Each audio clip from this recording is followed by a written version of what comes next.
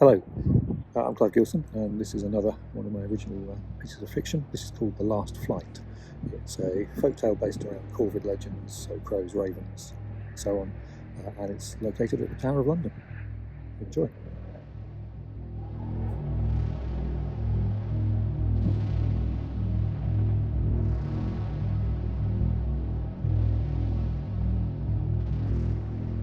The Last Flight.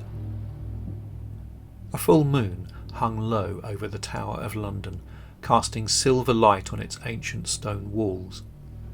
The air was cold and sharp, carrying with it the faintly brackish scent of the River Thames, its dark waters reflecting the moonlight like liquid glass.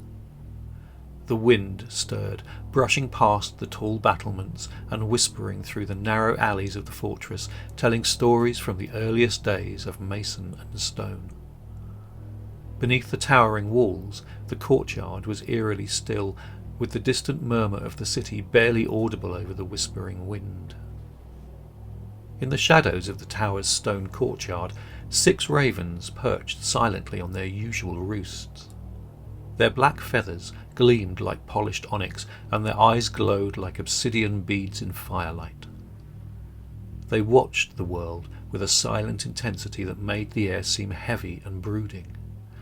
The ravens were large, with broad and sleek wings, and their bodies were motionless as if they were part of the tower itself, ancient and unyielding.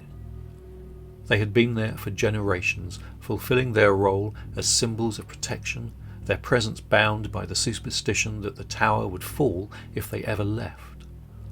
The locals, and even the tower's own guards, had grown accustomed to their watchful presence, scarcely giving them a second thought. To the casual observer, they were nothing more than well-fed exhibits, content to roost by the high towers, receiving food and care from the Ravenmaster, a duty as old as the fortress itself. At this juncture, the Ravenmaster was an old man named Silas Piers, who had long grown accustomed to his routine. Each morning he fed the birds, and occasionally he trimmed their wings, but mostly his duties were focused on caring for their health and well-being. In return, the ravens appeared to do their part, fulfilling the superstition and keeping the ancient peace, and so life went on as it had for centuries. Wira, the oldest and wisest of the tower ravens, stirred restlessly on her perch in the raven enclosure. Her wings, though clipped, still twitched with muscle memories. She could feel a pulse of ancient magic stirring deep beneath the tower's foundations. Somewhere, buried deep in the shadows, she could hear a mystical incantation drumming like a heartbeat, wild and untamed, sending tremors through the wood beneath her talons. The spell was not a gentle thing, but rather something restless, as if it were hungry for release after all of these centuries of waiting. Wira's keen eyes flickered to the darkening sky above the tower's walls, where the usual tranquility of dusk had been replaced by an eerie tension. The last of the day's light was fading, and the first stars twinkled coldly in the sky. Wira could feel the ancient pulse, like a deep resonant hum, vibrating through the stones of the white tower. Something was stirring. The awakening was subtle enough that the humans, with their mundane worries and short lives, had no idea what was happening. Only Silas, attuned as he was to the raven's call, could feel the world tilt. But Wira knew.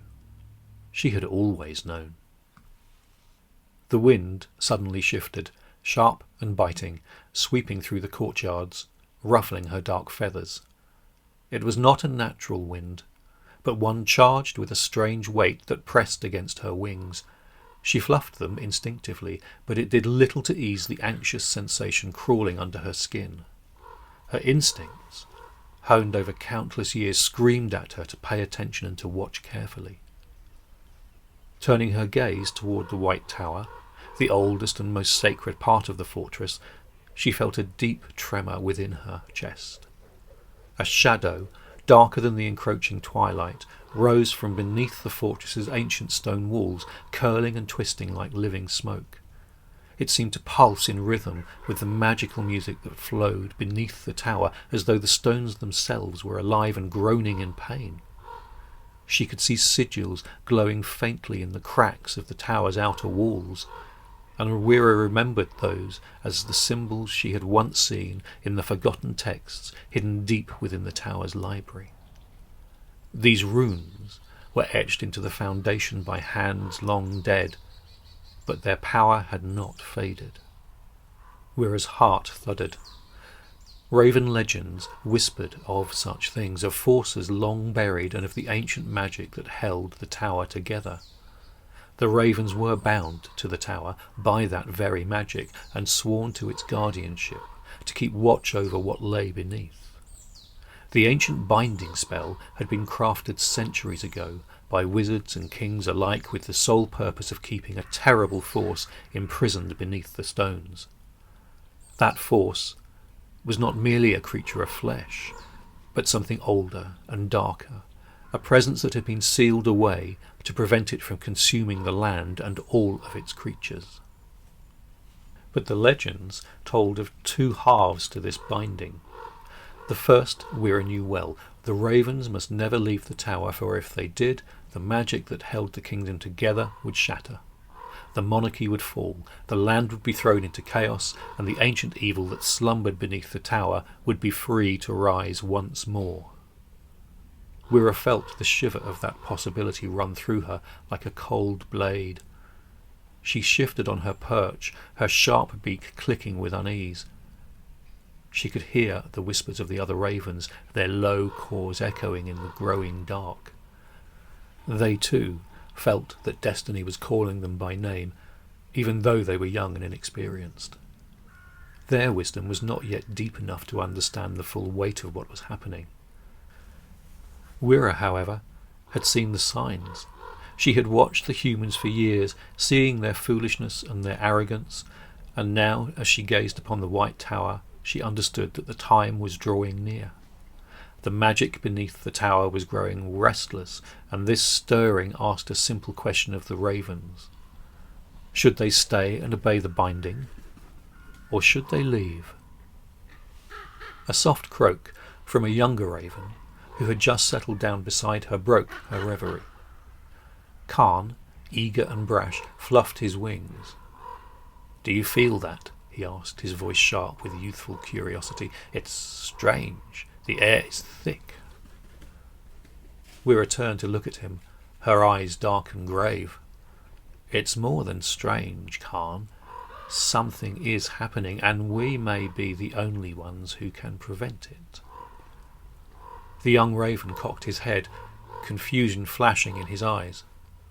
"What do you mean?" She was quiet for a long moment, considering how much to say. The older ravens, those who had been bound to the tower for as long as she, would understand, but the younger ones, still full of the youthful bravado that only years of experience could temper, might not yet grasp the magnitude of what was at stake. "If we stay here," she said at last, "if we continue to serve the tower as we have been, then the magic holds, and we are safe. We are fed, we are watered, but we are caged. If we leave, then we are free at last, but what will we find in that freedom? There will be no Ravenmaster, and no trust, no food provided, no shelter. Worse still, the ancient evil beneath these walls will awaken." Khan's eyes widened. "The legends? You mean the thing they sealed away?" Wira nodded gravely. "The same, and we are bound to it, and now that it stirs we have a choice. We choose to stay, or we choose to fly." Silence fell over them as the wind picked up again, sweeping through the tower's courtyard, offering a howl of warning. The remaining ravens took flight, their dark wings cutting through the air as they cawed and circled, more agitated now than ever before. Wira spread her wings, feeling the old magic reverberate through her bones. There was little time left. This old and time-served world, this continuity, was on the verge of collapse, and the only hope of salvation rested with Wira and her ravens. They could not be forced to stay, nor could they abandon the tower without unleashing its fury. The balance was fragile, and the air pulsed with deep tension. It would soon be time to choose. Would they remain the guardians of the tower, or would they break free and risk the ruin of everything? The survival of all that they knew rested in their hearts and in their wings. Wira watched intently. As Silas Piers, the Ravenmaster, moved quietly through the shadows, his eyes fixed on the birds. She felt a strange unease in the air, an unfamiliar sensation that made her skin prickle. She let out one loud, rasping croak, and the ravens lifted their heads and their wings to the heavens. As she took flight, she watched as the man's gaze followed the birds, their wings beating against the cold night air with a powerful rhythm. They circled above him, their calls cutting through the silence. She followed his gaze, and together they saw a dark shape moving swiftly across the tower's battlements, slipping through the shadows with unnatural grace. Their hearts froze, skipping a beat. Silas stood frozen in the moment, the lantern in his hand casting wavering shadows across the stone courtyard. His heart raced, and the tremor in the ground still echoed beneath his boots, a haunting reverberation that seemed to come from deep within the tower itself. The air was charged with something old, dark, and unmistakably wrong. At first glance, the creature looked like a man, but the resemblance was awkward and out of proportion. There was an air of the unnatural about the thing. Wira focused and felt rather than saw that this was some weird, fabricated incarnation attempting to mimic the shape of a man. The creature's face was partially obscured by a dark cloak, and its eyes glowed faintly in the moonlight. As Wira circled above the courtyard, she recognised the Shadow Man's sheer presence for what it was, and it sent a shiver through her bones. Around her, the ravens circled lower and lower, as if drawn to this strange apparition, their calls louder now and more urgent. The figure stopped in the centre of the courtyard, its gaze turning upward to meet the eyes of the ravens. For a long moment there was only silence, but then the creature spoke in a voice as cold and commanding as the wind. "It is time." The words echoed through the courtyard, carried on the cold breeze, reaching into the very heart of the tower's stone foundations. Wira's pulse quickened, her mind racing as she tried to make sense of what was happening. The other ravens, as if in response to the figure's command, croaked and called loudly, their wings slicing through the air with a force that shook the ground beneath him. The raven's eyes, once distant and aloof, were now focused on this shape with an intensity that made Wira's blood run cold. The birds were no longer simply observing, now they were responding as if to some long-forgotten clarion call. The figure, cloaked in darkness, stopped, turned, and then emerged slowly from the deeper shadows, its movement almost fluid as it passed from one stone archway to the next. Wira had never seen any creature move like this. The being was silent and swift, with an otherworldly grace that made the stones of the tower seem to tremble. "Wira?" Silas called out, and Wira could feel the uncertainty in the man's voice. The wind howled again, swirling in an unnatural pattern, tugging at Silas's cloak, as though urging him toward the tower's cold, looming walls. The whispering wind returned, faint but unmistakable, a voice that seemed to come from nowhere and everywhere all at once. The cowled figure at the walls spoke again. "The wings must fly. The stones must break." Wira gave a low, throaty croak, a sound that Silas had never heard from her before. It was not a call or a warning, it was a command. Without thinking, the man stepped forward, crossing the courtyard toward the raven enclosure. The other ravens broke off from the crowd feature and joined Wira as she swooped down and fidgeted on her previous perch. It was the choosing time. The ravens resumed their watch from their perches, their eyes reflecting lantern light. There was an unsettling awareness in their gaze, an ancient intelligence that made Silas's skin crawl. Wira, the oldest of the birds, tilted her head, her feathers, flecked with grey, seeming to shimmer in the dim light.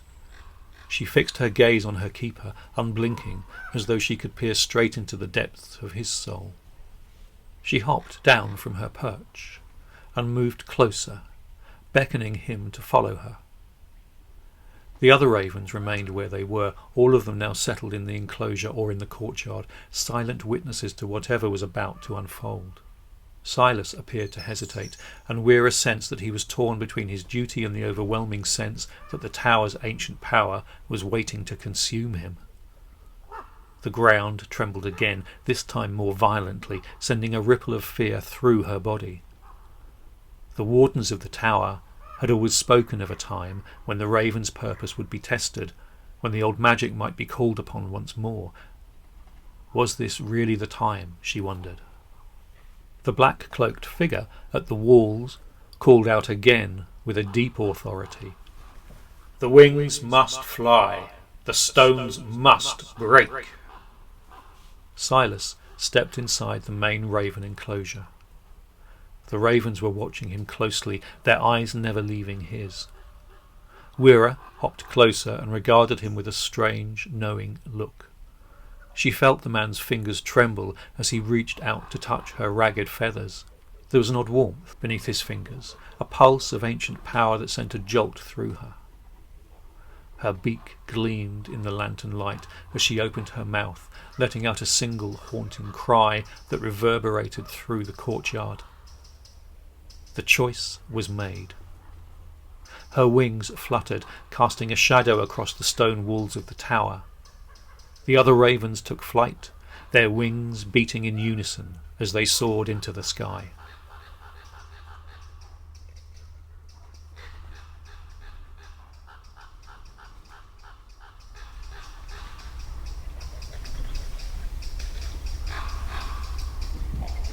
Right, so that's a wrap on The Last Flight. If you've enjoyed the story, then please do subscribe or pass it on to friends and so on. Otherwise, I'll catch you soon. There are some links at the bottom of the screen if you want to sort of follow up with any of this. You can also go to my website, clivegilson.com, and I'll be happy to chat with you through that. But for now, take care, and we'll catch up again soon.